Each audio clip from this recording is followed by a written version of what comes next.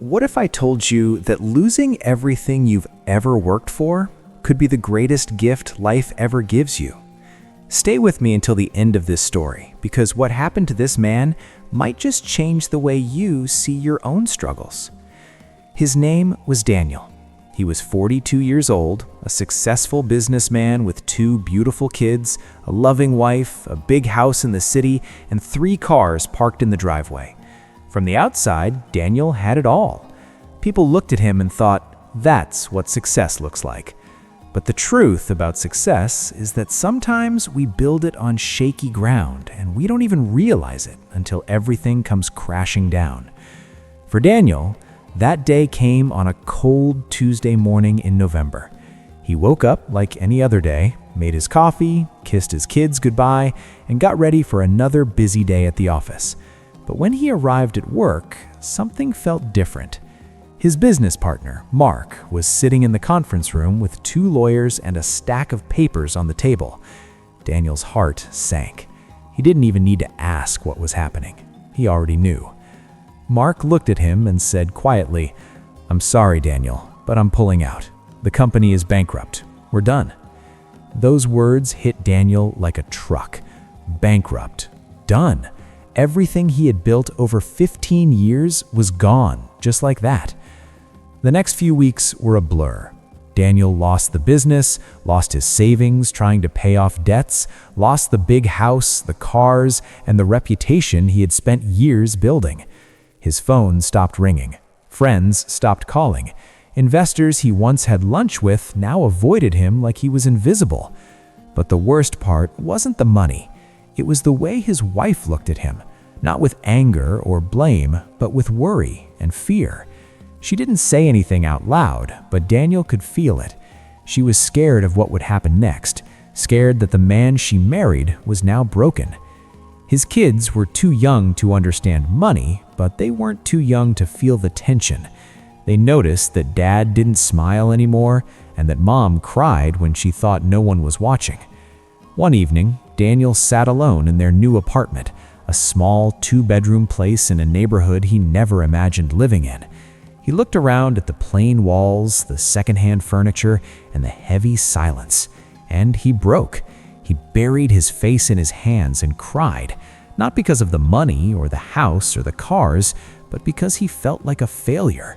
He felt like he had let everyone down, his wife, his kids, and himself. That night, he couldn't sleep. He kept asking himself the same question over and over again. Who am I if I'm not successful? If I don't have money, status, or power, what's left?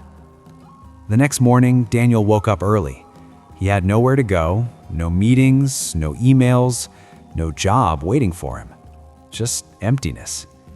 He walked to a nearby park and sat on a bench watching people pass by. Joggers ran past him. A man walked his dog. A father played with his son. And that's when Daniel noticed something. These people weren't rich. They didn't drive fancy cars or wear expensive suits, but they were smiling. They looked happy. Daniel sat there for a long time just watching and thinking. Slowly, something inside him began to shift. He realized that for 15 years he had been chasing success, chasing money, chasing the approval of others. But in that chase, he had forgotten something important. He had forgotten who he really was and what truly mattered. That evening, he went home and did something he hadn't done in years. He sat down with his kids and gave them his full attention. No phone, no distractions. He played with them, listened to their stories, and laughed with them. His wife noticed the change. She didn't say anything, she just smiled.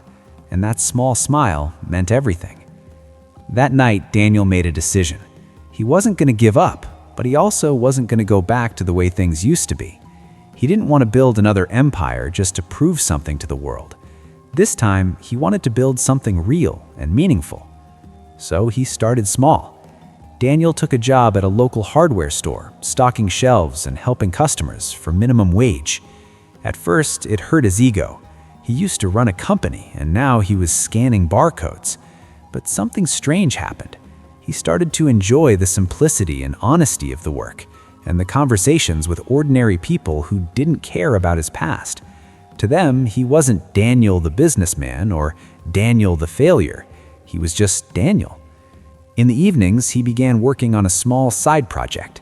He started offering free business advice to young entrepreneurs in his community, students fresh out of college who had big dreams but no experience. He didn't charge them anything. He simply wanted to help. And for the first time in years, Daniel felt useful, not because of what he owned, but because of what he could give. 6 months later, something unexpected happened. One of the young entrepreneurs he had been mentoring, a kid named Sam, came to him with an idea. Sam said, "Daniel, I've been building an app for small businesses to help them manage their finances better. I think it could really work, but I can't do it alone. I need someone with experience. I need you." Daniel smiled and replied, "Sam, I don't have any money to invest. I can barely pay my rent." Sam shook his head and said, "I don't need your money. I need your knowledge and your guidance. Be my partner. We'll split everything 50-50. Daniel looked at the young man standing in front of him, full of energy and hope, and he saw a reflection of his younger self before the greed and pride had taken over. And so he said yes. They worked day and night, not in a fancy office, but in Sam's garage with old laptops and cheap coffee. It wasn't glamorous, but it was real. A year later, the app launched. It didn't become an overnight success, but it grew slowly and steadily. Small businesses began using it. Word spread. Investors started to take notice. Within 2 years, the app was valued at over $5 million. Daniel had built success again, but this time he was a different man. One evening, he sat with his family in their small apartment. They still hadn't moved into a bigger place, even though they could afford it now. His wife asked him, "Daniel, why don't we buy a house again? We have the money now." Daniel looked at his kids and then at his wife and smiled. "We will," he said softly, "but not yet. I need to remember what it felt like to have nothing, so I never take anything for granted again." His wife's eyes filled with tears as she hugged him. In that moment, Daniel realized something powerful. He had lost everything, his business, his money, and his pride. But in losing everything, he had found something far more valuable. He had found himself. He discovered a strength that doesn't come from success or wealth, but from getting back up after you've been knocked down. A strength built from humility, gratitude, and love. And that is the kind of strength no one can ever take away from you. So let me ask you something. What are you holding on to right now? Money? Status? A job title? Other people's opinions? And what would happen if you lost it all tomorrow? Would you fall apart, or would you discover your true strength? Life will test you. It will take things away from you, sometimes the things you love the most. But those painful moments are not the end of your story. They are the beginning of discovering who you truly are. Not who the world tells you to be, not who you think you should be, but who you are at your core. And when you strip away the noise, the fake success, and all the masks, that's when you find your real strength. Daniel didn't become strong because he made millions. He became strong because he lost everything and still chose to stand back up again. Not for money or fame, but for himself, for his family, and for the people he could help. So if you're going through a hard time right now, if it feels like you've lost everything, don't give up, because maybe this is the moment you've been waiting for, the moment you stop chasing what the world wants and start building what your soul truly needs. Remember this, you are not defined by what you have. You are defined by what you do when you have nothing. That is where true strength lives, and that is where you will find yourself.